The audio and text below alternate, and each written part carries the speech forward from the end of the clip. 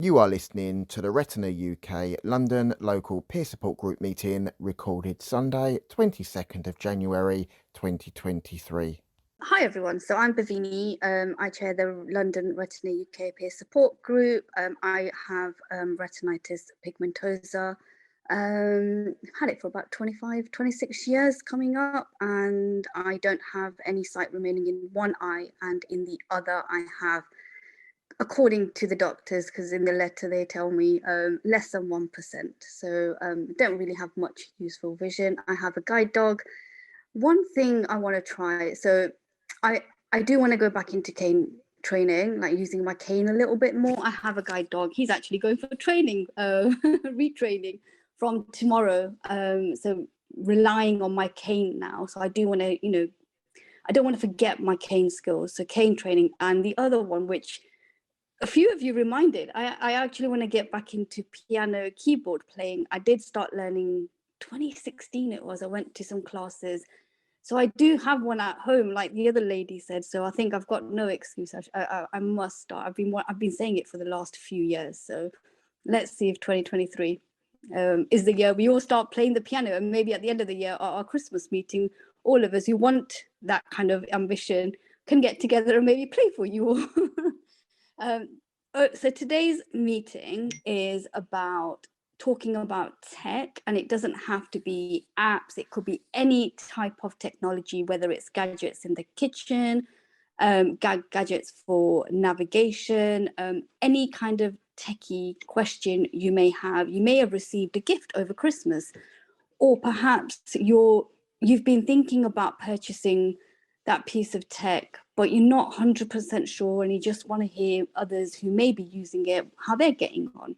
So, it's really broad. So I really welcome any type of questions you may have. I'm going to hand over to Jonathan first to introduce himself, and he'll be leading. He's our tech guru of the group, so he'll be answering your questions. So Jonathan, over to you, and thank you. Thanks, Bhavini. Bhavini, thank you for that very generous introduction. Guru is a big word to live up to, but and I'm very pleased to hear you saying it out loud that you're going to do the piano. So we'll hold you to, or the keyboard will hold you to that. I'm Jonathan. Good morning, everybody, and welcome and Happy New Year. And I'm so pleased to hear that there are a few people here who are joining for the first time. So a huge welcome to you as well. And what am I going to do this year? Well, I've got a few goals this year. Continuing travel. So that's really, I'm a big adventurer, so I just want to keep doing that. But there's two things that I think I'm going to try this year. And if I say them out loud, then you can sort of hold me to them as well. One is, like Charmaine, learning Braille and doing it the same way that she is. And the Brailleist Foundation have a self-learning course, and I've signed up for that, and they actually send you out a little workbook and a link to the tutorials, which are apparently just 10 or 15 minutes each. So no excuse on finding time. It's more about making time and also practicing, like Charmaine says. So that's something I'd like to do. And another thing, Belinda mentioned a little bit about what she's done, but I was thinking about trying a pottery class, because you don't need to see too much to get your hands dirty. So those are my things that I'm going to try for this year. Talking about tech, as Bhavini said, it's not just about the computer or the smartphone, but I did a little bit of reading and research to think about some topics, just to get you all thinking, so that if you've got some questions. And the first thing I want to say is, with anyone who's going to buy stuff, these things do cost a lot of money. So be sure that it's what you want to buy, because first of all, if you are a smartphone user, there is so much on our smartphones already that can do what a lot of the other assistive tech that you can go out and buy. So think about it, ask other people, and see if you can get ideas in terms of how you can do it on your smartphone, because it's there already. And things like voice control. We've got Siri, the Amazon one. I won't say the word because I don't want all of your things to start beeping or doing or whatever they do. Google Home, they can control so much, whether it's music or lights or playing the radio or setting timers. Brilliant for if you're visually impaired or blind and need these sorts of things. For example, if you're cooking something and need to set a timer, brilliant. You just use your voice. You don't need to have anything that's tactile. Just say, set a timer for 7 minutes, whatever. Also, something that's becoming so much more available, and this depends on your level of vision, are games controllers. If you're a gamer, Microsoft, Xbox, and now I just read that Sony have launched an adaptive game controller as well. So anyone who's into gaming, there's that available. One piece of tech that I've done, I've looked at, I haven't actually touched it yet. One day I'll go to an exhibition where I can, is the Envision glasses. They're smart glasses, which you can do a lot on them.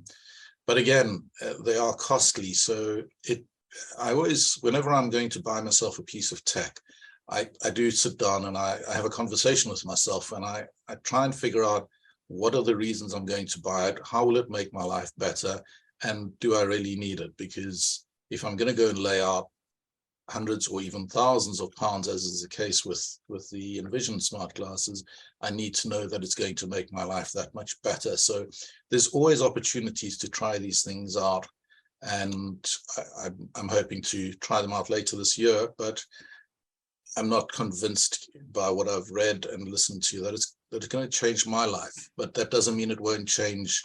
So there are many, many, many people who use Envision smart glasses, and for all sorts of reasons, be it for assistance with working on their computer or walking around or whatever it might be. But again, as I said, there are so many apps that can do things that help us. Now, some of my favorite apps are Seeing AI and Be My Eyes, because as I mentioned earlier, I don't even need to turn my computer monitor on, and I use a screen curtain on my iPhone, which means that nobody can see what I'm doing. It keeps me very secure. Nobody can look over my shoulder if I'm using my phone on the tube or the bus. And it's just using Seeing AI and Be My Eyes helps me when I need that would have helped to read a label or get somebody to help me see something. And the Google Lookout is a similar thing on Android, because Seeing AI is an iPhone app, but Google Lookouts is available and does the same sort of thing. And in some ways, they each have their advantages. They each do things slightly differently, and some of the things that they each do are better than each other. And that's one of the brilliant things where we've reached now, is that you can choose which iPhone or which smartphone you want. You don't have to go with an iPhone because it's better with accessibility. I've only used TalkBack briefly on the Android, so I'm not somebody who can tell you whether it's better or not. But I've found that the iPhone voiceover is easy, intuitive, and I'm happy with it. But it's what I've learned. So if it's Android and you're using TalkBack and it's what you've learned, it's fantastic, because it gets better all the time. Now, I said I was doing a bit of research looking at things, and also just listening to what people have been saying about reading. There's two apps, Libby and Easy Reader. Easy Reader from Dolphin, and Libby is a library app. And if you sign up with your local library and with the RNIB for audiobooks, you can get them for free. And both Libby and Easy Reader are totally accessible. I use both of them very happily, and I'm able to read. Excuse me. And it means I can read when I'm out and about, having a walk in the park or sitting at home. And with the RNIB reading, you can actually read it over your Amazon or Google. Actually, I don't know about Google, but definitely on Amazon, you can download a skill to your device. Some people call it the A-Lady, so you know what I'm talking about. And you can carry on reading your book from the RNIB there. One app that was launched just in the last week. And Bhavini, I think I don't know if you're aware of this, but Estee Lauder have just launched an app for putting on makeup, and it uses smart technology. So it uses AI, and the article I read was really very positive about it. And I'll send a link to the article, because the author of the article said she's not the person who it's aimed at. She's obviously got vision, but she's really keen to hear from people who do use it, and to hear how they find it. So it's from what I read, if you use makeup and you want help putting on your makeup and seeing where you've gone wrong, this app sounds quite incredible. And isn't it fantastic that a company the size of Estee Lauder will create an app specifically for blind and visually impaired people? It shows that the world is starting to take us a lot more seriously. Getting away a little bit, well, actually, one other thing I was thinking about with apps was washing machines, because I don't know about any of you, but when I do the laundry, I sort of count the number of clicks on the dial of the washing machine, and then I hope I've pressed the right button on to do whatever I wanted to do, and then I press start. But someone was telling me a little while ago about, I think it's Samsung washing machines have got an app. That would be brilliant. So I've got a new-ish washing machine, so I'm not going to be replacing it anytime soon. But again, there's so much technology out there that is aimed at the world in general, but has got benefits to people with sight loss. So it is quite incredible. Another thing in the kitchen that everybody is talking about these days are air fryers. I haven't got one yet, and I'd say yet because there is a chance I will go out and get one. Small kitchen, so I've got to make sure that there's space available.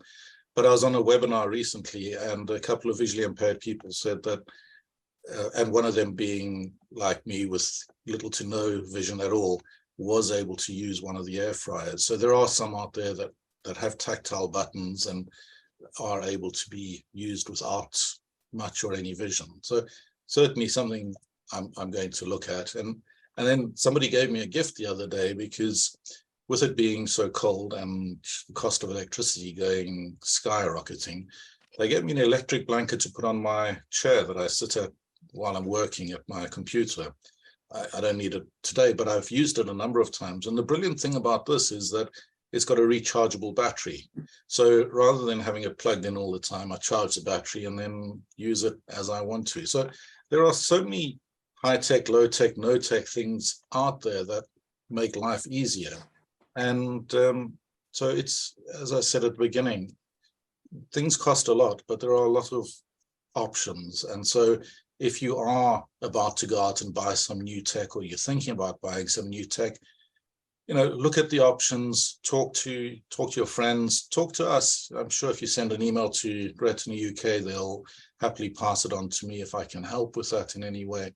And then just going back to the conversation that was started earlier about switching from iPhone to Android, I really do think that it's worth going to get your hands on a Pixel without buying it. There must be places where you can go and try it out and see if it's going to meet your needs.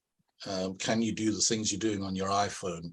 I know you mentioned about the screen size. I actually use an iPhone 13 mini, but that's because I use VoiceOver. And for me, the less distance my finger has to travel over the keyboard, the happier I am, because I don't need to see anything big. I just need to be able to reach everything on the screen. And I'm quite lazy, so I look for the easiest ways of doing things.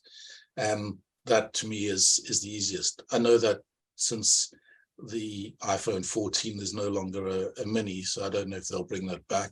There is the iPhone SE, if you're an iPhone user and you still want the home button. But take it from me, it took no time to learn to use the iPhone without a button. And I really considered getting the SE. I went to a couple of shops where I could try out the iPhone without the button, and discovered that actually it's not so difficult. There are so many ways of doing things, and I'm really pleased that I did get this one, because it means that the whole screen is the screen, and whenever I'm using the keyboard, I don't have to go above the home button. I'm just on the keyboard. So there's my rambling start to this morning's conversation, and I hope that gives a few ideas on questions. And over to all of you. What thoughts do you have? What questions or any information you want to share? Jonathan, there is a question in the chat. Wants to know more about Be My Eyes. Be My Eyes is fantastic.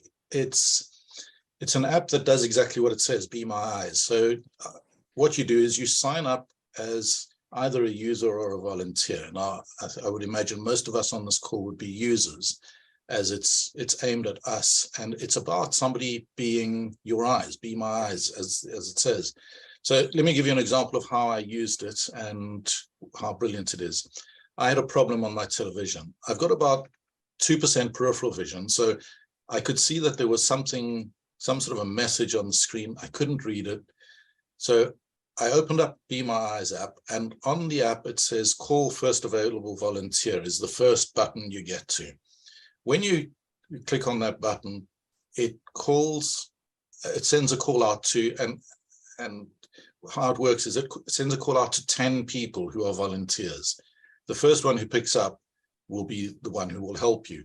Now, sometimes it'll take a little longer because the first 10 might not pick up, so it'll reroute onto the next 10. But what is so good is that it doesn't matter what time of day you are using it. So you're in the UK, and let's say, for example, you're a night owl, it's 11 o'clock at night, you want to use something and you're just not able to.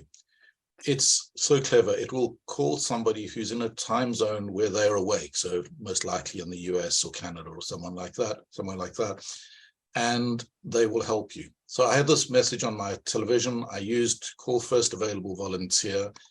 Somebody answered. They can see through your back camera, so never show yourself, and so never turn the phone around, but they can see through your back camera. And the person who answered was from Romania. They read the message on my TV screen, told me what to do, and it was fixed. I thanked them, and off we both went. What's extremely important to say with Be My Eyes is that you should never, ever show any personal information. So don't show a bank statement, don't show anything with your address on it. You can say your name. I always say I'm Jonathan. I don't use my surname. And I do say that I'm in London so that they know where I am. The other thing that Be My Eyes has got, which is also incredible, is it's got specialist help. And if you go into the specialist help, there are quite a lot of different things that you can get help with, be it technical from Microsoft or Google, or help from various charities such as the RNIB.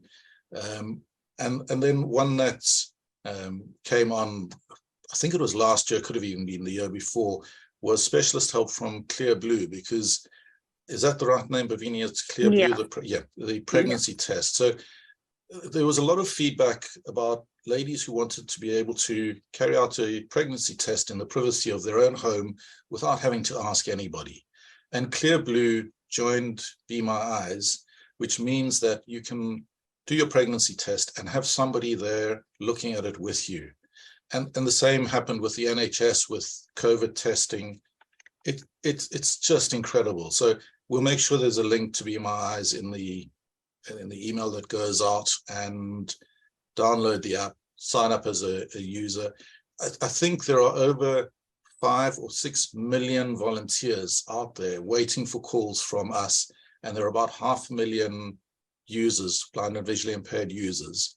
And they just love getting calls. If you read the newsletter from Be My Eyes, you always read about people who talk about, I finally got my first call, I was so excited, or I wish I could get a call because I really want to help somebody. It is incredible. There are volunteers in every country in the world, bar a few where the app is not allowed for whatever political reasons, but it's astounding. I just love it. As you can hear, I get excited talking about it.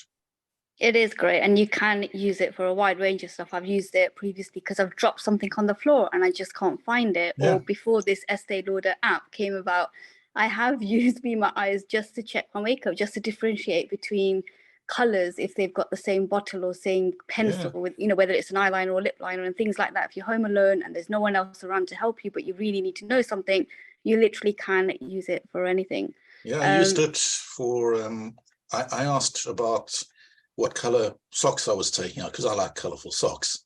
And I put a few pairs of socks on the bed, called someone up, and they told me what each pair of socks color was. So yeah, anything you want to do, it literally is for somebody to be your eyes. Fantastic. There is another question in the chat, but before we go to that, let's see if there's anyone who wishes to just unmute and ask a question. I'd like to back up about Be My Eyes. I'm sort of rather cautious at using any of these apps as I have a certain amount of central vision. And I used it to differentiate colours. But the thing is that it's so nice is that the person on the other end of the phone is so delighted to be able to talk to you. And you can often have little chats about things and that, but they are, I would say my first one was right up in the Highlands in Scotland. Forgotten where the second lady came from. But it's, as you say, it's such a comfortable app to use because the people are just so nice on the other end of the phone. Yeah, absolutely. Thank you for that. Does anyone have a question for Jonathan or for anyone in the group? Yeah, it's Charmaine. Hi, Charmaine, go on. Hi. And it's a silly question, but there's no such thing as a silly question. No, right? of course not. Yeah. You're saying put questions in the chat. Yeah. As blind and partially sighted people, how do we do that? Because I have no concept at all of how I would. But I did actually pull it off a few weeks ago on a Zoom meeting, and I had to. I'm not using headphones because I know that I'm coming across clearer to you. My voice is quite muffled through my headphones, so I'm very au fait with kind of muting and unmuting in the light of having two young ladies in the house. You know what I'm saying here, Pavini, but they've just gone out with their dad, so it's quiet now. But I have no clue how to use, as a blind person, how I would use the chat. I did use it on a recent call, and I used my Hable keyboard, which I told you about earlier. So I basically had to kind of, only the fact that I'm typing in Braille and that I have those tactile buttons, was I able to write a short sentence. And then I kind of missed what the speaker was saying anyway. Yeah. You know what I'm saying? So I'll be quiet now. That's my question. So it's good. It's a great question, not silly at all. And like you said, there are no silly questions. Lovely to hear from you, Charmaine. Thank you. I think it is a tough one, and it does depend on what device you're using. Now, you're using a phone, I'm guessing, because you're using so it might be my tech. Yeah. So getting into the chat box itself, it's one of the buttons along the bottom of the screen, and that's fine. But you're quite right in what you said about when you're typing. If you're a voiceover user, you miss out on what people are saying, and so it's a decision you have to take. I've done that on various webinars as well. I'll get into the chat box and I'll type up my message, and I'll have missed a bit, but I just figure, well, if I want to get my question out there, I have to live with it. Now, the actual steps to doing that, I think I would have to sit down and write that out for you, and I'll do that at some point for you, Charmaine, and we'll get it into an email. I can't say for certain it'll be in the next email I send, but I'm going to try and see if there's an easy way. For example, if you're a voiceover user, one of the gestures I like is the 4-finger single tap towards the bottom of the screen will take you to the bottom rightmost element, and then you can swipe your way back with one finger, because that's quicker than starting at the top and looking for the bottom elements like the chat box. If you're I think you could teach me a lot, Jonathan. I've just learned something there. Thank you. Fantastic. If you use the 4-finger single tap towards the top half of the screen, it takes you to the top left element, and 4-finger single tap in the bottom half will take you to the bottom right element. And cool. It's a really useful gesture, because so often you want to get to the top or the bottom of the screen, and then you swipe with one finger from left to right or right to left, depending on where you are, to get to the chat option. I'll just also talk about using it on a PC. Now, I don't talk about using it on MacBook because I'm not a Mac user in terms of my desktop computer. I use a Windows PC and I use JAWS as my screen reader. I know that there's Guide, NVDA, and various other ones out there, and it just depends on what you're using. But if you're working for a small to large or medium to large company, you're probably likely to have JAWS if you're a screen reader user at work, because that's the one that most companies will get. Either they'll pay for it or they'll get access to work to help pay for it, or as a student as well. And what JAWS have done recently, which is a fantastic thing, is splitting sounds. So what I've got at the moment with this is what I figured you had to do. Go on. Yeah. So there's a way that you can have, I'm listening to all of you speaking in my left ear, and I'm listening to JAWS in my right ear. And there's a keyboard command to do that, which is you hold down the JAWS key, press the space bar. And can I interrupt for a second? And we all have our own individual impairments and our individual way of doing things, as we know. But that wouldn't work for me anyway, because I am deaf in my right ear. Thank you, Charmaine. No problem. So you're right. For everybody's impairments, there are differences. So this wouldn't work for you. However, for people who can hear with both ears, you can split the sounds. And again, I'll get the shortcut key for this put onto the email. For those of you who know JAWS, use JAWS. It's JAWS key space bar, and then V for volume, B for balance, and press the left or right arrow key, and that will move JAWS to that side of your hearing. But Charmaine, to answer your question, you actually knew the answer already. Once you're in the chat box, I kind of thought about it, and there is a way that blind and partially sighted people are doing this. So I figured that must be the solution. Yeah. And much like when we go to audio described events, and my hearing constraints with the kind of headgear that you use, and again, it is getting more sophisticated. Yeah. But I think this is why it's so important that we all get together and talk about, and not be shy to talk about our individual impairments and our ways of using things.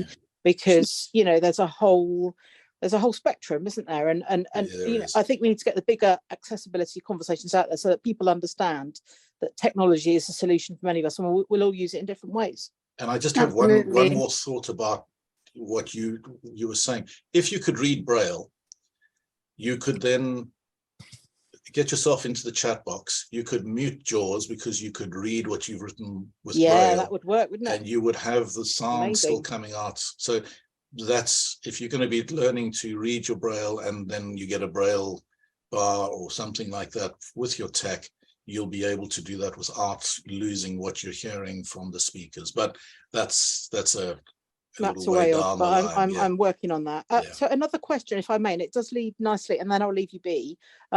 Obviously, I'm at the very beginning of my Braille journey, and practice is the solution, as we were saying. And I'm going great guns with a Hable one, Hable as in cable, Hable, which is a tiny Braille Bluetooth keyboard, and I can type really fast on that now. It's fantastic. But I am looking forward to reading Braille on Braille devices in the future. So I'm wondering if anyone here reads Braille on a Braille display or a Braille note taker, and would be prepared to share any information about the tech they use, if there are any people that do that here, because I'd really like to know about where I could go in the future with all of that. We'll wait and see if anybody can come up with anything on that, if there are any Braillists out there. But otherwise, I'm sure that the Braillists Foundation will be more than happy. Put it on the group email, because I'm sure you'll get some great answers on that. Yeah, I think what they're doing and I have retired temporarily from the Braillist book group because I wasn't good enough to read tactile Braille, and it was kind of stressful, and the time of the book group as well, with 2 small people in the house. But I look forward to rejoining that in the future. I know that RNIB are putting more and more onto SD cards for an Orbit 20 reader, So that's potentially a solution as regards reading in the future. Good. I don't know if anyone's got any experience of using that. I mean, maybe not, but I would encourage anyone to sign up to that Braille for Beginners course from Braillists, because as you know, Jonathan, it's free. They will send you out hard copy Braille in the post, a sort of 17-page document, and it's a really fantastic way of learning the basics of Braille. I really couldn't recommend it enough. Brilliant. Thanks, Charmaine. Thanks, Charmaine. Okay. And just for anyone else that just wants to know how to get to the chat, like Charmaine, I think you said you're on a phone. The way I just do it, on the bottom right-hand corner, there's a more button, and you'll find the chat function there. I think a pop-up button appears on the bottom of your screen, and the first or the second icon is chat. I mean, VoiceOver will read out chat.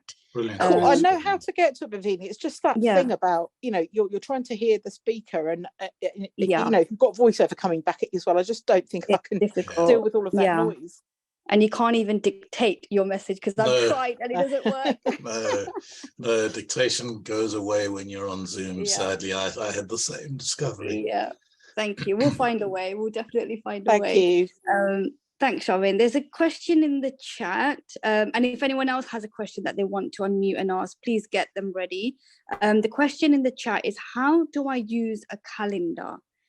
Now, I'm assuming, I mean, that's all it said. If you want, if that person wants to unmute and let's get a bit more. Who's that from, and can you unmute and ask us? Oh yeah, it was me, Rebecca. So I was just asking, like, how do people use calendars, because I'm really struggling with kind of lots of, you know, appointments and deadlines and things like that. I'm actually a student. And Rebecca, I hope you can hear us, because your voice is breaking up a little. But do you have any vision, or do you use VoiceOver? Work out how I can do that easily. I don't know if anyone has any ideas. I have retinitis pigmentosa, and I have quite a lot of loss of visual field, so I can use magnification and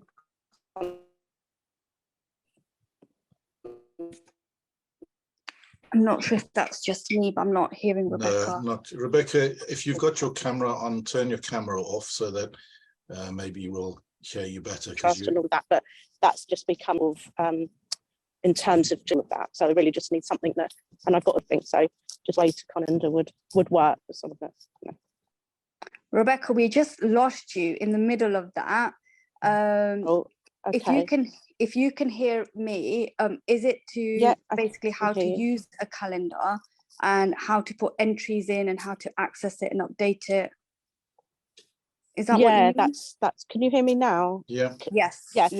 So that's what I mean. Yeah, and you know how, you know, could read it back to me, because I'm using Fusion at the moment, but it's not that easy to kind of for it to sort of read back to me, and so I'm having to sort of use, you know, my site, and that's kind of causing, you know. Okay. So and what calendar are you using? Just the one. Well, I've only used it once, and I just thought, forget it, I'll just try and remember all my deadlines and my dates. Just the one on I think it's the one on Word, on MS Office. So is not the Outlook one. Not the Outlook one. Okay. No. All right. I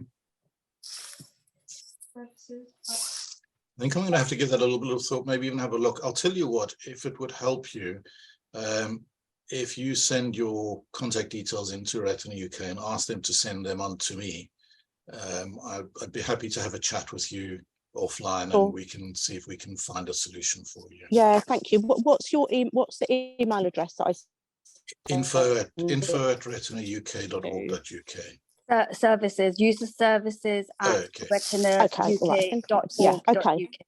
I've just put that in the chat, but for anyone who can't access the chat, it's services at retinauk.org.uk. Can I just repeat that? So services. Yeah. I'm just sorry, my husband can take it down for me. So services at Retina UK. Is that right? Yeah. Yep. .org.uk. So services at retinauk.org. Right, Yeah. that's correct. Yeah, Yeah. thank you. What we can do is we can have a little chat and maybe I'll be able to signpost you to the best place for you to contact or how Yeah, best to okay. go forward with that.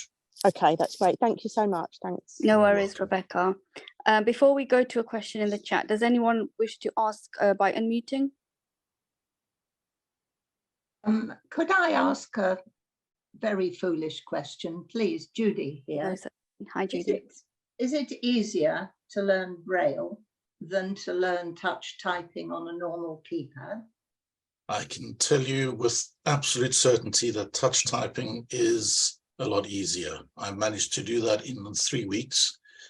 Excuse me.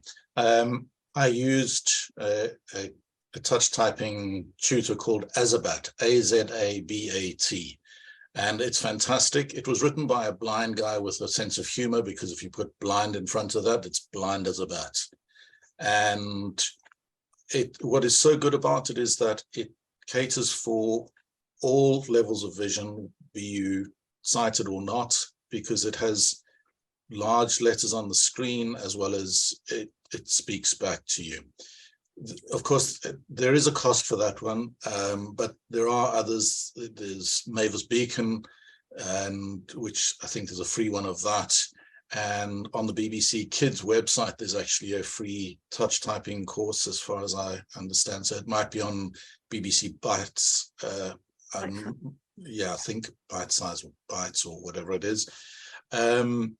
Well, in a way, I was asking my question backwards, because I was going to really say, why are you learning Braille? Oh, because I'm curious and I'm interested. And I once went to an event at the Houses of Parliament where one of the speakers was blind. And at that point, I still had a bit of central vision. So I could see, I was close enough to see him. And I watched this man. He gave this incredible speech, made perfect eye contact with the audience throughout, and he read his entire speech using Braille. Now, obviously, he's completely fluent at reading Braille, which is a skill that takes a lot of time, or maybe he learned it as a child, which is probably easier than learning it as a 50-something very young man. But I'm curious. And when I heard about the Brailleist Foundation, I went along to one of their calls, and I heard about this course where you can teach yourself. And as Charmaine has said, you get the book. If you're in the UK, they'll send you a free workbook. And they've got these lessons where you do it at your own pace. There are only 10 or 12 lessons, and then it's all about practice. And I reckon that at some point during this year, I've got to be able to find myself 10 to 20 minutes a day to sit and practice Braille. And for no reason other than I'm curious. I do touch type. I am fairly good at using my computer and my iPhone, and I get most things done that I need to, except in the case where an app or a website is not accessible. But yeah, it's just for fun, Judy. So that's my real reason. Oh, thank you. Can I interject here for a second? It's You have a Charmaine. question? Go on, Charmaine. Go on. Judy, it's really up to you and what you're again, know yourself and know what you're getting into and what would work for you. Yeah, I mean, when I was registered blind to start with, I got a blind book, and it was a great big thick thing about 6 inches deep. I have a neurological aspect to Refsum's disease, so my finger ends were not really sensitive enough to do it. However, having kind of explored that, I then thought, well, actually, all my friends are not blind, and I want to communicate with them. And that's why in fact, I could touch type by chance, but that's where the computer then suddenly came into a majority of my life. So, and isn't it wonderful, Judy, how the computer does come into your life and makes the synaptic phone enables me to phone people. I only pay £6.75 a month, and I seem to be able to I can just about, in a dark room, I can make out the keyboard, the keys, you know, they're on the synaptic, they light up. So if you can just touch them, and so I can text my grandchildren. But the synaptic phone is fantastic for ringing people. Good. So, actually, there's one other low-tech thing that I'd like to tell you about, and that's called the pen friend. I don't know if anyone... I've tried that in the library, but that's a heck of a lot of job. I'm afraid I'm 81, so the easy reader, I was part of the initial development with the man who invented that.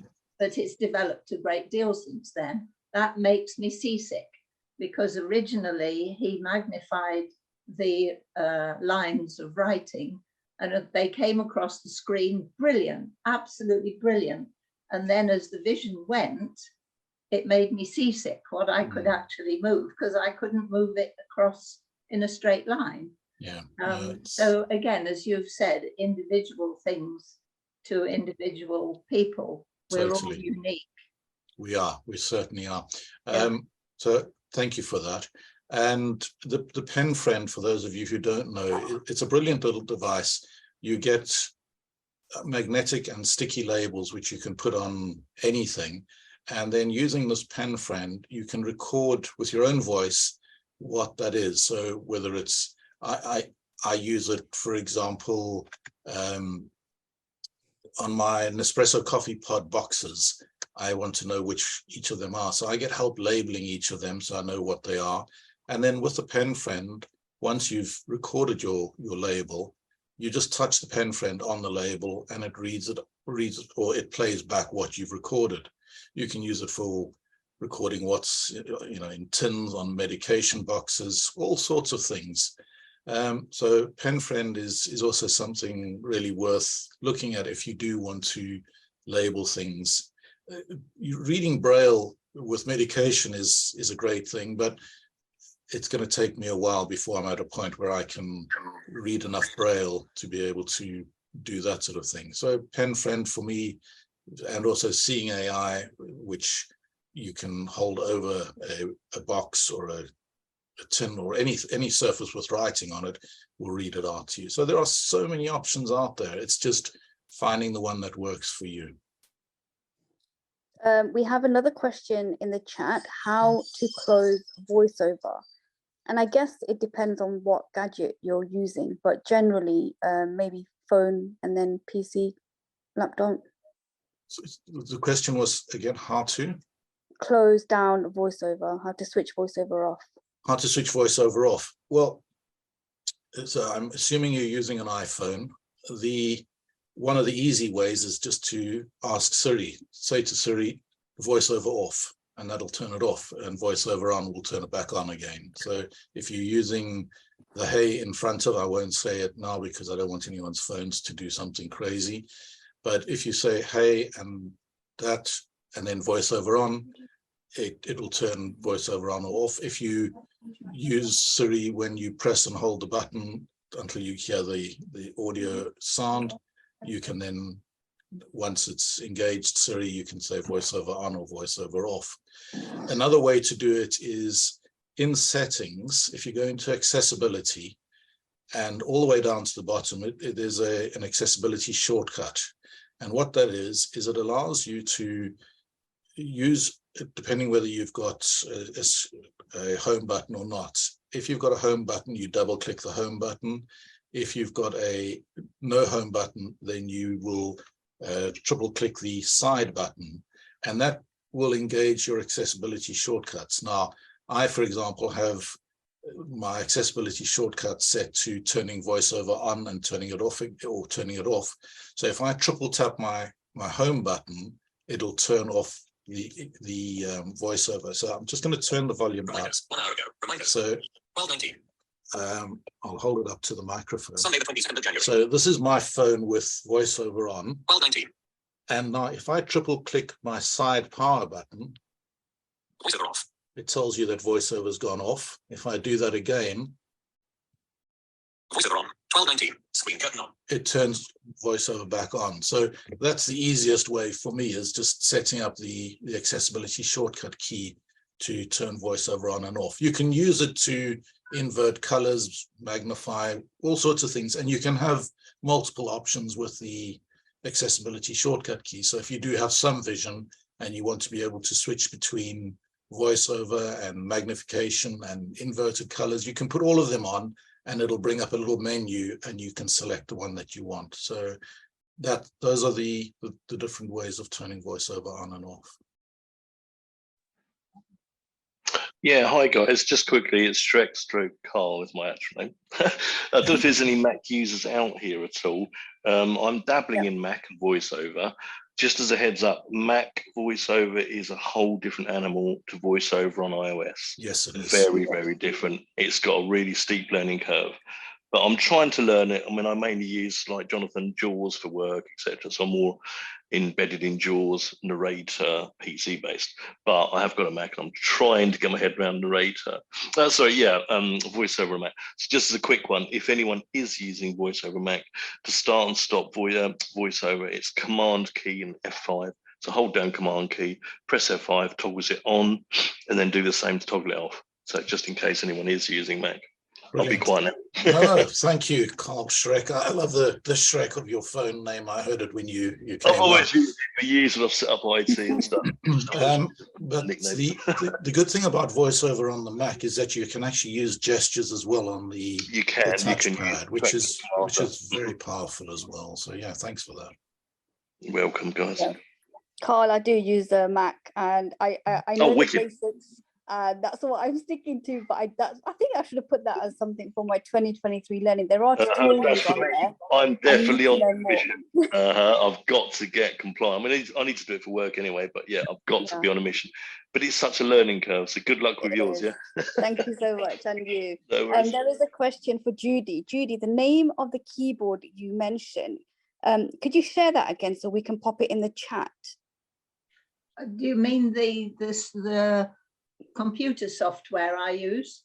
I think so, yeah. We've got a question in the chat. Can Judy pop the keyboard name into the chat? Guide Connect. Guide Connect. And then what was the phone that you used, Judy? Because let's put that in as well. Synaptic.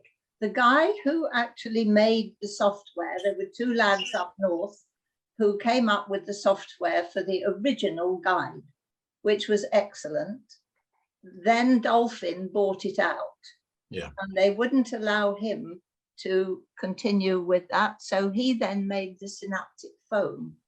So my mental adjustment was very good with his method of menus, because I'm old and I'm not interested in computers or tech. I just want them to do the job I need. Judy, you may not be interested, but you're amazing, because if you're doing all of that and at the sprightly age that you already told us, I think you're fantastic and an inspiration to all of us. Yeah. I'll echo that. Go, Judy, you're a legend. Yes. Exactly. Go for you. Not at all. I mean, I'm blessed. I've got a lovely husband and, you know, supportive family. I'm absolutely blessed. Yes, but you've made the effort, Judy, and you've done it. So you're brilliant. Just accept it. I'm not very gracious. And also, just quickly, I use Guide Connect. Guide Connect. Thank you, Judy. You see, when it comes to, I mean, everybody who can't see would say, I want to read again. Okay, you can't read again, but there's Caliber books out there. They are the greatest pleasure in the world. If you're struggling to read, and I've got, because of my talking newspaper being that I know a lot of people now with macular degeneration, and they'd rather struggle with a magnifying glass and zooms and all these things. Get a Caliber book, get a boombox to play it on. Now, a lot of these things are not tied up. They don't join up, because the company that made excellent memory stick players went out of business. However, I have been pushing, shoving. I have now found 2 replacements. So they are about there. And there's nothing greater joy than having a Caliber book or an RNI book on a memory stick. You can carry it about the house. You can do your ironing or whatever you want to do while it's playing away. and the beautiful reading that they do, whether you can see or not, there is massive pleasure in that. Whereas when I was at the stage with magnifying glasses, newspapers, half the stuff, it wasn't worth the effort. I couldn't agree with you more, Judy. It's the pleasure of listening to a book is, it just takes you into a world of wonderful imagination, and the readers are incredibly good. So yeah, Calibre Books, I am aware of them. I've spoken with them before, and there are so many options available. Calibre Books, RNIB, and your local library. And so, yeah, and I agree. If you are at the point of having to really work hard with magnification to read a line, it's obviously it's up to you as to how you want to read, but reading with your ears does take the strain away and does take a lot of the work away. And so it's a real pleasure. So it's worth a try, whether you can still see a bit or not. Give it a go. And the RNIB have got a whole lot of magazines.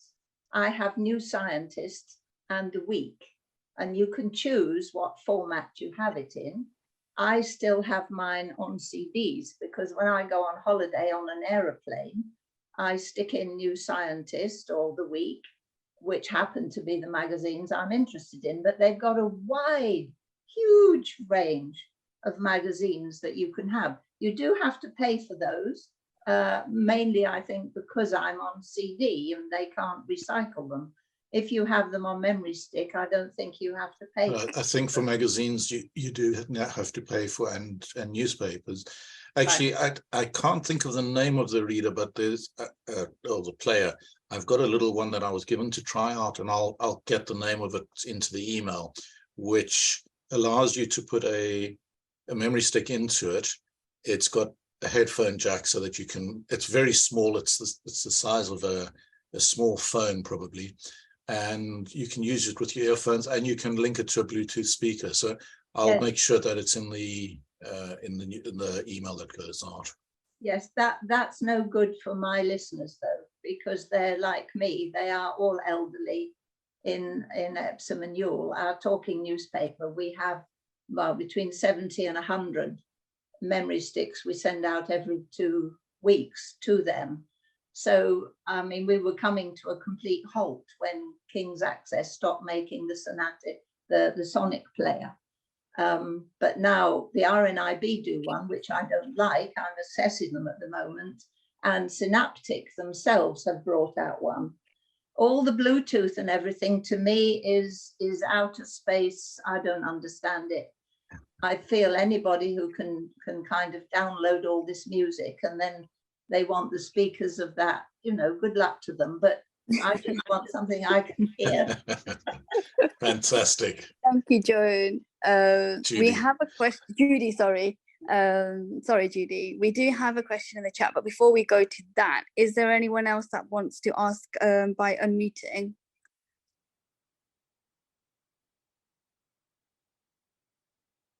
No? Okay, so while we get those other questions in, Jonathan, there's a question just to follow up regarding the pen friend. Yeah. Can you talk about the device? The question is it an app? No, it's not. Now, I'm just going to stand up and go and grab mine quickly for those of you who can see. So bear with me one moment. Yeah, whilst Jonathan is doing that, just for everyone's information, we've put Guide Connect, the name of it, in the chat, and also Calibre Books with a link. But you'll get all of that sent to you in an email. So if you're not able to copy it or access the chat, don't worry, we'll circulate all of that through the email, along with all the other information that Jonathan has shared with us today and all of you.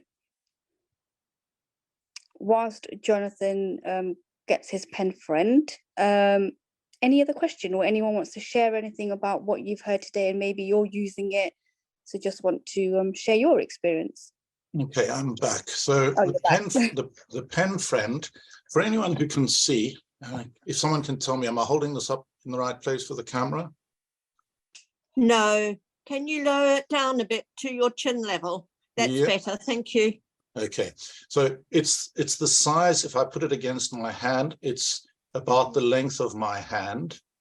It's shaped like a big pen. At the top, there's a power button, and if you can see, you can probably see there's a light on it. At the bottom and at the tip of it, there's a little thing that does the reading. Now, what I've got in my hand here is one of my Nespresso boxes of coffee, and I will just touch on the label. It's probably got something stupid because I just record these for myself. Long black over ice. Some. Right, so that tells me what's in that coffee. Now, I don't know if anyone can see this, but there's a tiny little round label that sticks to the box. And there are three different buttons on the pen friend. The top one is the power button. The middle one is the record button, and the bottom one is the volume button, I think, if I've remembered them in the correct order. And it can also take an SD card, so you can put a book into it and listen to a book or something like that. And it's just brilliant. It's not an app, it's just a low-tech, easy-to-use device. I'm sorry, I don't know how much they cost, so I can't even tell you that. I've had this for years and years, and it makes my life easy for all the things that I want to know how to, or what the label of them is. I believe that you can get it from the RNIB. I'm sure there are other places as well, but again, we can ask Mark to make sure this is on the email that goes out. And Jonathan, a question: are the round sticky labels reusable? Yes, they are. And also, will it go in the freezer? I don't see why not, Belinda. I guess if you put it on the labels are reusable for as long as you can stick them to whatever you're sticking them to.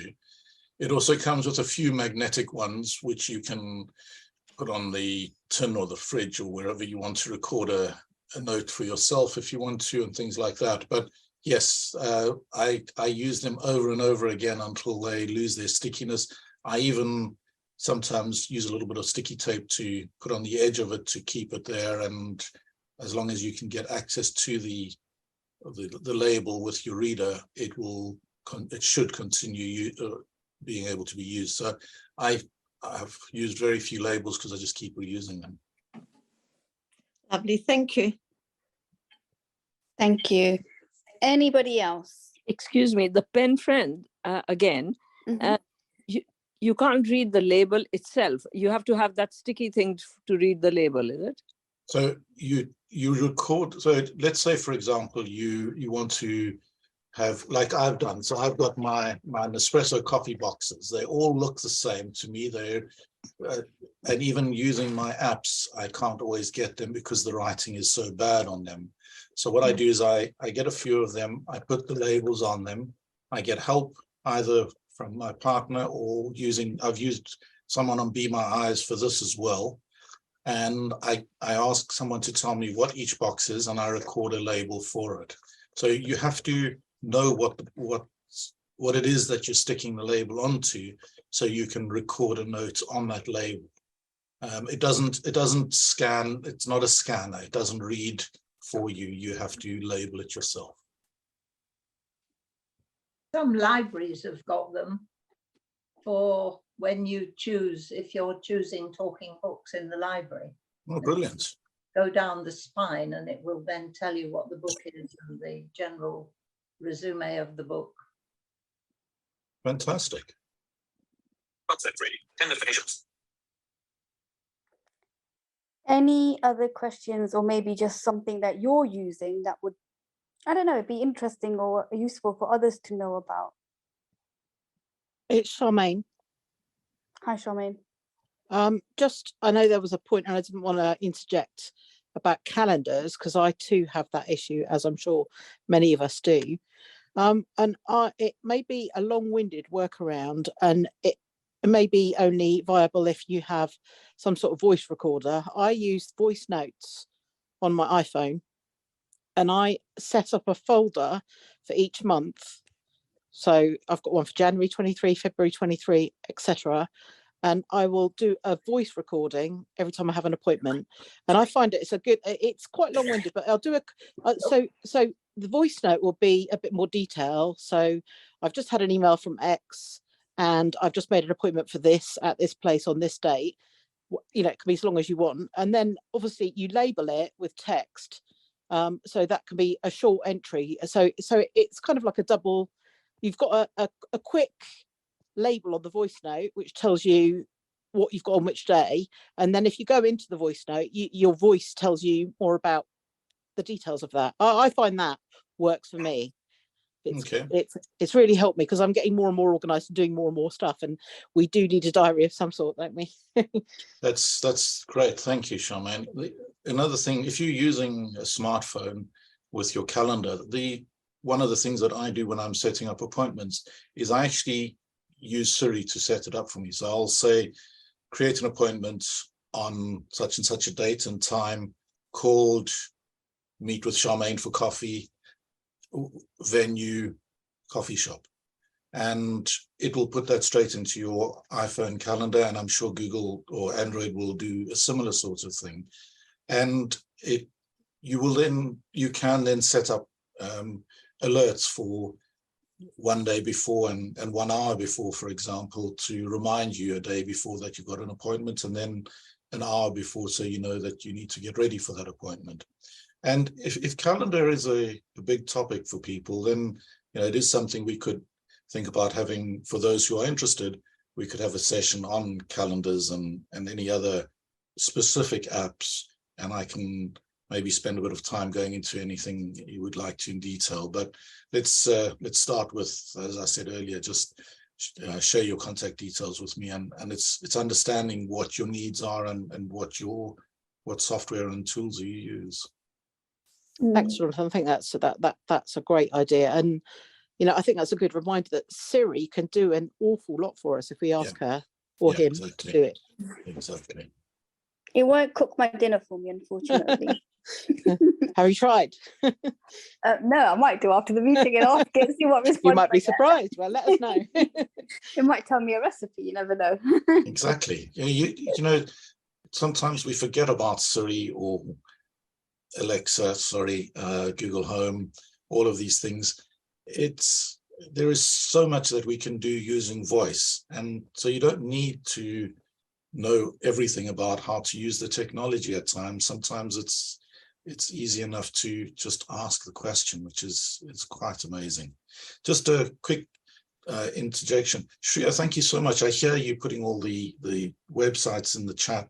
That's brilliant. Thank you. And you're saving me the work of sending all of that to Mark, because I'm sure you can put that in an email with your mum and send that off. So thank you for doing that. You're welcome, Jonathan. Can I say, with the synaptic phone, getting YouTube very easy.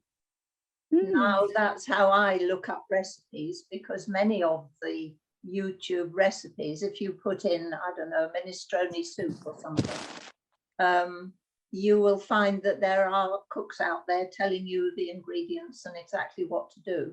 Some of them don't. It's a picture that comes with presumably writing on it, but if you go down, there are 8 pages of videos, and you can always find one with a cook telling you exactly what the ingredients are for a dish and how to cook it. You see, Judy, I told you, you're a rock star. You do all of this stuff. I've just been struggling for a long time. Yeah, it doesn't matter. You do it. So you're brilliant. Yeah. Definitely. Right, we don't have anything else in the chat. We at the beginning we had a few people mentioning, trying to get out a bit more and using their canes, including myself. Just wondering, how do people do that? Do they use any navigation apps perhaps? And does anyone have any questions regarding not necessarily what the best one is? I think it depends, but if anyone's curious about navigation. Right, I'd like to start my answer with something that is incredibly important, that we all are very aware of. Unfortunately, we live in a world where people like to snatch phones. So it's very important that when you're out and about using your phone, there are two things that I suggest. One is that you have either some sort of a bone conducting headset, and I use one which, again, I'm holding out so that you can see it, for those of you who can see. Now this one goes over the front of my ear, and it doesn't go inside my ear. So if you can see, you'll see that it's not obscuring my hearing at all. The other option that I sometimes do is I use my wired earphones, but I put only one earphone in, because you need to be able to hear the ambient sounds around you so that you know what's going on. But that way you can keep your phone in your pocket and you can hear any directions that your navigation app will be giving to you.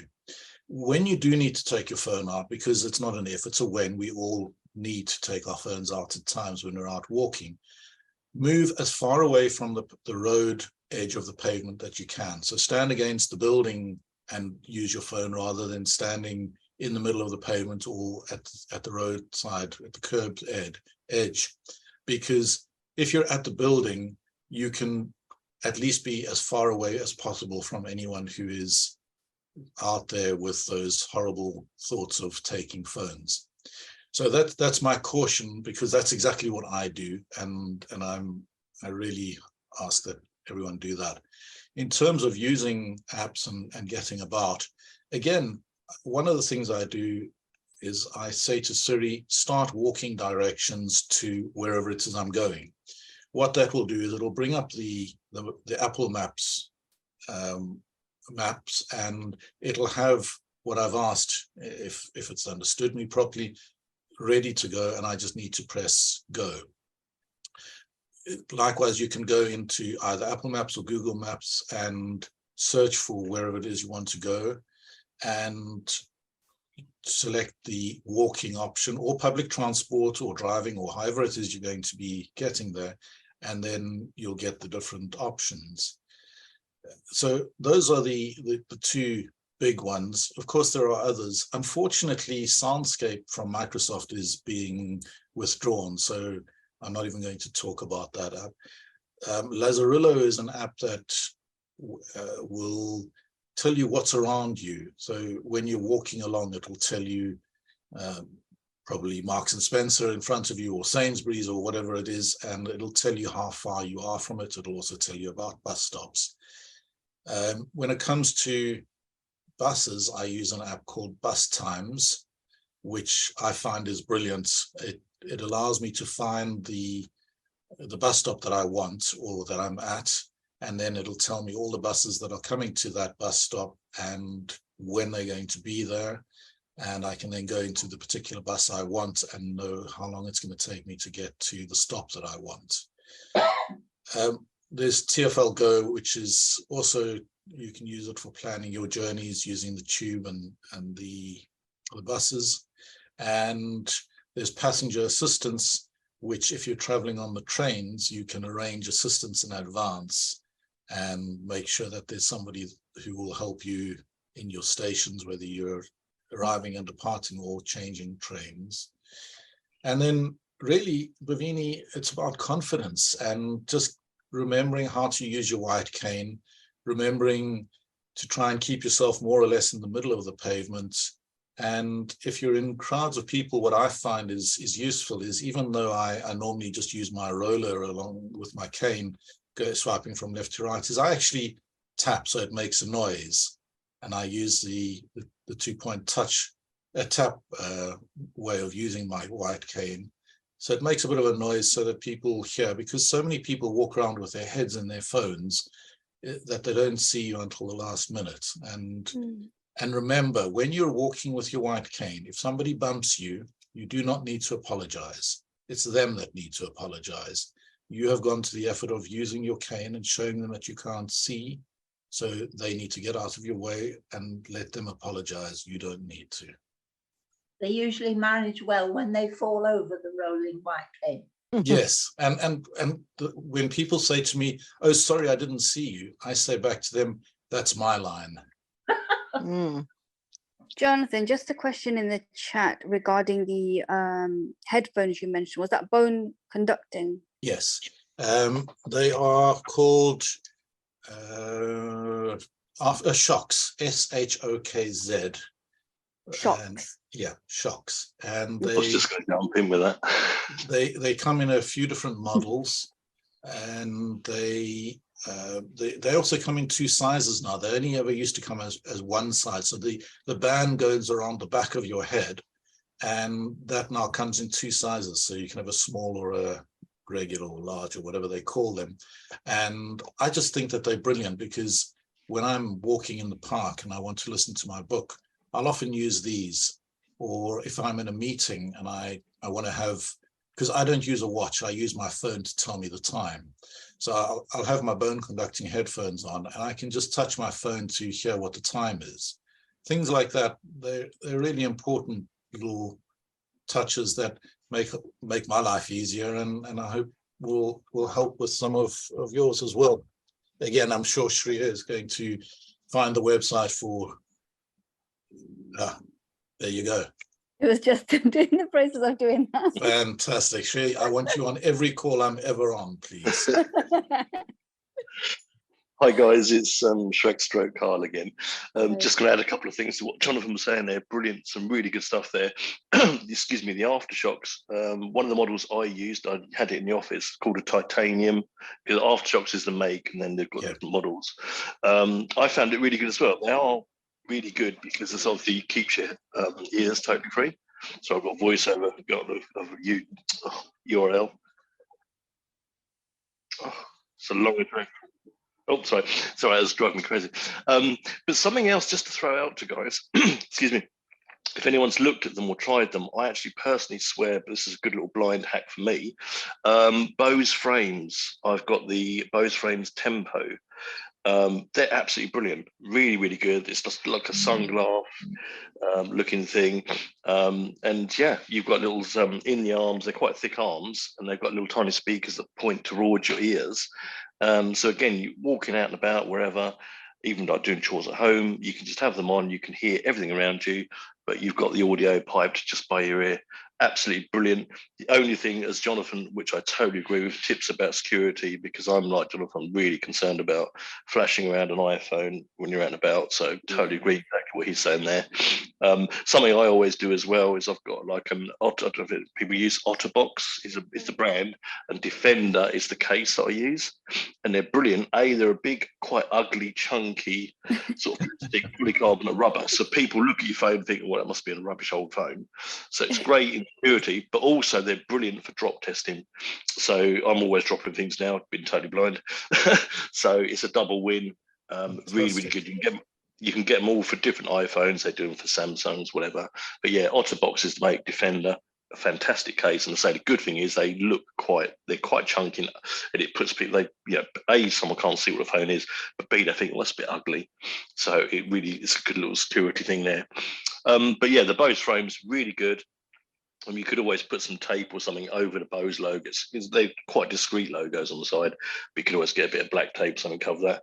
Another company that do similar sort of things. Before you move on to the next one, with the Bose frames, do they have a microphone in them as well? They do. That's literally what I'm on now. I'm using them now. They're brilliant. Fantastic. So, what are they called again? Just so we can put the name in the chat. Yeah, I just say, so Bose is the company, obviously Bose America, obviously make all your hi-fi. And the actual model that I've gone for, which are really, they're more durable than some of the other ones, it's called Tempo, Tempo, as in the music. Bose Tempo glasses. Yep. And the other one, yeah, go on. I was going to ask for the other one. Right. Yeah. So the other one is the company's called Anchor. Yeah. And the model is called Soundcore Frames. Soundcore Frames. These were on offer recently on the very large retailer beginning with A. Those are actually, the sound quality I find isn't quite as clear or basic, because I like bass. However, the good thing with the Soundcore frames is they look a lot more like normal sunglasses. So if you're out and about in town, people look at them, they just think, oh, they're just like sunglasses. The Bose frames, you can tell are a bit funky because they have got bigger speaker type drivers in the arms, but the Soundcore frames literally look like you can get different styles. They literally look like sunglasses. And again, the audio is certainly clear enough for listening to directions, taking a phone call, listening to an audiobook. I'd well recommend, again, like people saying before, try and get in somewhere. If you can get to a shop or something, maybe get them, try them. There's lots of reviews out there. But I've tested both devices. I've had the Soundcore Frames as well. Really, really good. And I say they're just fantastic. If you're walking about with your stick, yeah, brilliant. Your hands free. Yeah, really, really good. And the Bose frames, is the music quality as good as Bose would want them to be? They are. I've got to say that's my preferred weapon. I actually don't use the Soundcore now because the Bose is really good audio. Unless you turn them up full blast, as it were, you lose a bit of bass there. But no, considering what they are, and obviously they're a sunglass with a thick frame, the sound I think is absolutely brilliant. It really is hands down. Out of the two glasses I've tried, they've definitely got the edge. If you're an audiophile, which I am, I love my audio. The Bose ones really are good. They're hands down winner. That's great to know. There's a Bose shop in London, so I'm going to go and visit them and see if they've got them in store to try them out. And if they do, Jonathan, I'll let you know. Do look at the tempo, because there's different ones. I can't think of the other names now, but the other ones. Yeah, definitely make sure it's the tempo. And when you look at them or touch them, you'll feel them. They look like a ski sunglass. They're kind of more sporty looking, and they've got the thicker frames, but really good.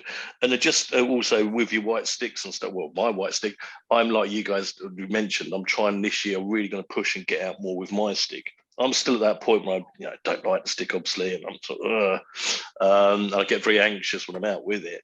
But I'm definitely going to push for more this year. I actually did like an off-road crazy walk to one of my friend's house, which was literally down farm lanes.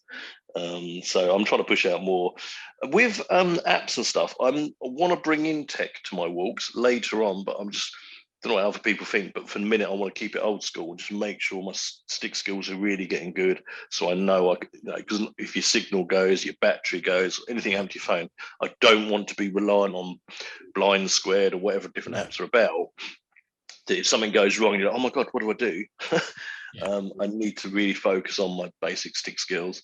Interesting. I'd like to know more about that double tapping thing as well, Jonathan, because I use like the little marshmallow thing.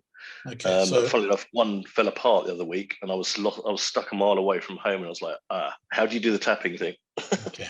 So yes, I completely agree. Anybody who's out walking, the best thing to do is to learn your area, learn the routes that you want to know. And you know, also, if you're in London, TfL will help you with that. Guide dogs will help you with that. Talk to them, ask them about the help that they can provide. So O&M training, yeah.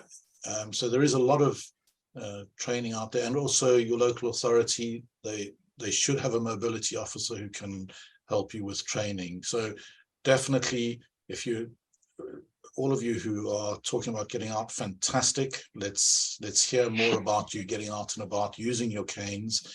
And I think I'll share with you a story about when I first picked up a cane, because I'm a fairly tall guy. I'm just less than 6 foot. I'm fairly broad-shouldered. And so when I was walking without a cane, and especially in the winter time when I would come out of work, walking to the tube, I'd invariably bump into people, and I would get the occasional, well, once a lady tapped me on the shoulder and she told me I was rude. So I told her about my vision loss. I actually walked into a guy in a wheelchair who swore at me quite rightly until I explained my sight to him. And then 2 of my friends at work said, come on, let's go for a walk with your white cane. And I did. And that was my first outing. And it was incredible. It took away my stress. I was no longer bumping into people, because rather than being that rude, arrogant guy walking around bumping into everyone, I was that guy who can't see so well, and we better get out of his way. What a difference that's made to my life. And I can tell you, it was December 2006 that happened. So it's a long time since I started using a cane, and I don't leave home without it. Even if I'm with my partner, I always have my cane with me. So please try not to be anxious. Remember that you've got the white cane, people are going to get out of your way. And that is the case for at least 96% of the people that I encounter. or thereabouts. So the vast majority of people do get out of your way.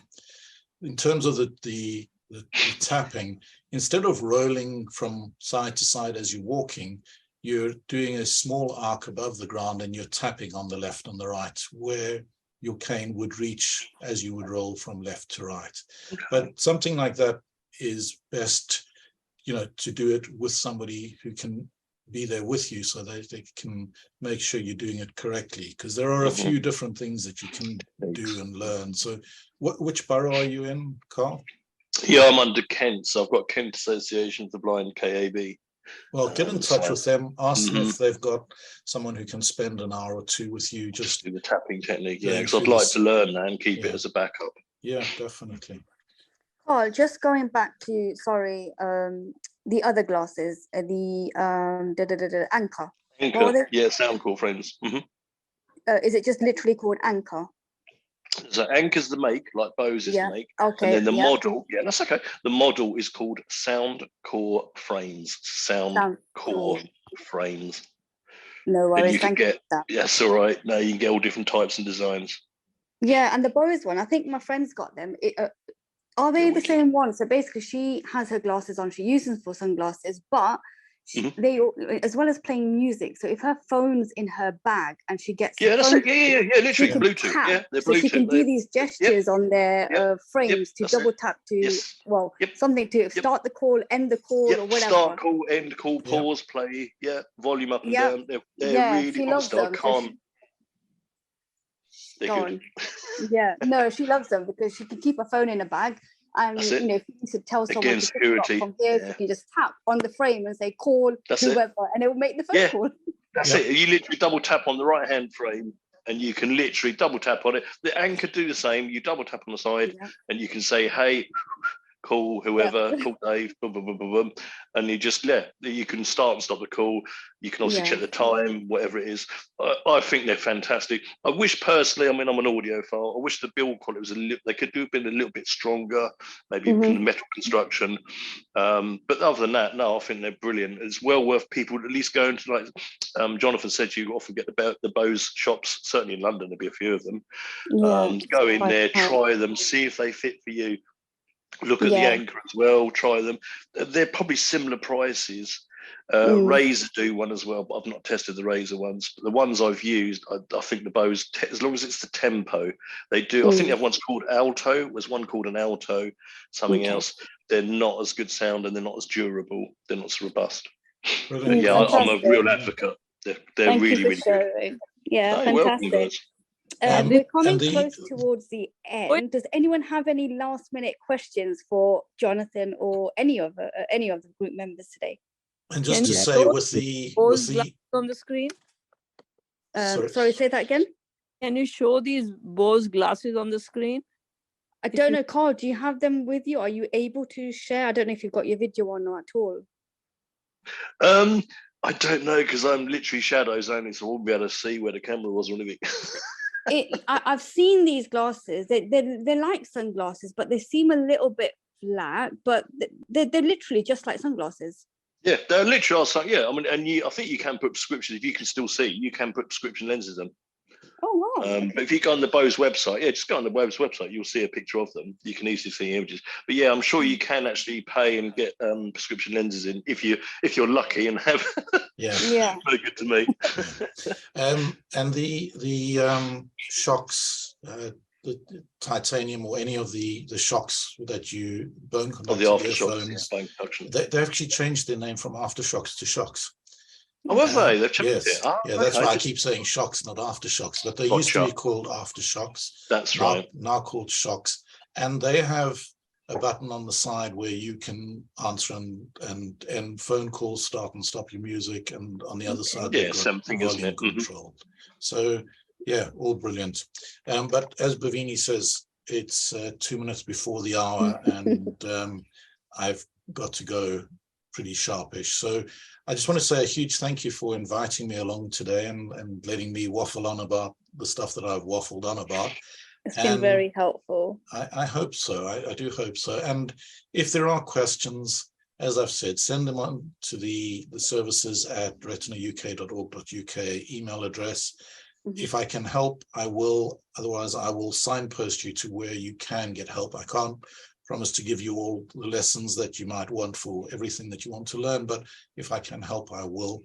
And I want to say again, a huge thank you to Shreya for doing all of the work in the background, finding all the links. And if you would send those on to me, I can add any others to them so that we can make sure that they end up in the email that goes out to everyone. But as I say, you are hired. You come into everything that I ever do because I want you to be out there typing for me. Thanks, Shreya.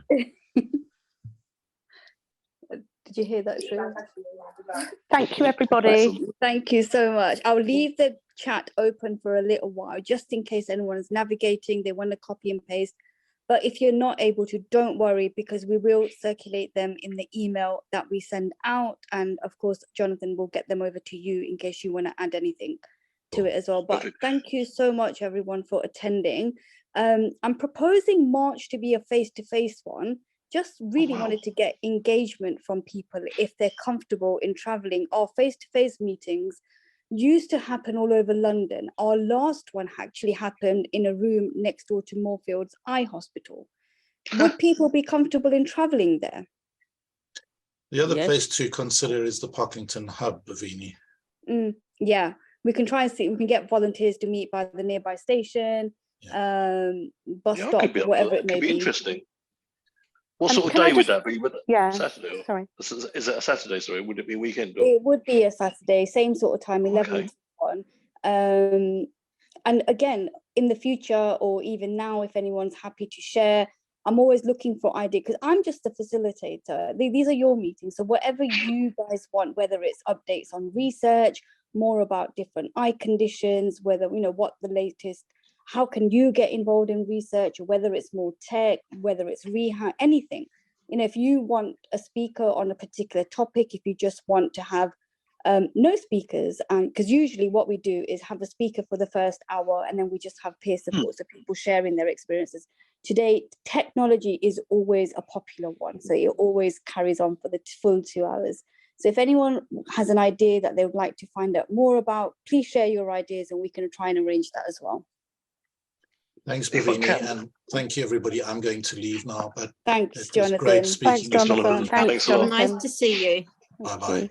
Thank you. Bye-bye. Feel free to share emails if you have to rush off, ideas, and yeah, thank you so much, everyone. It's nice to see you. Thanks, Bhavini. Thank you. Thank you. Bye-bye. Thanks, Bye, Laura. Bye. Come and join us and meet the Retina UK team at our 2023 Professionals and Annual Conference held this year in London at the University of Westminster, Marylebone campus opposite Madame Tussauds on Friday the 23rd and Saturday the 24th of June. More information and how to register is available on our events page on our website. Thanks very much for your support. We look forward to seeing you there. We hope you have enjoyed this recording. If you have any questions, queries, or wish to leave any feedback, then please leave it in the comment section below. Alternatively, you can send your inquiries to info@retinauk.org.uk.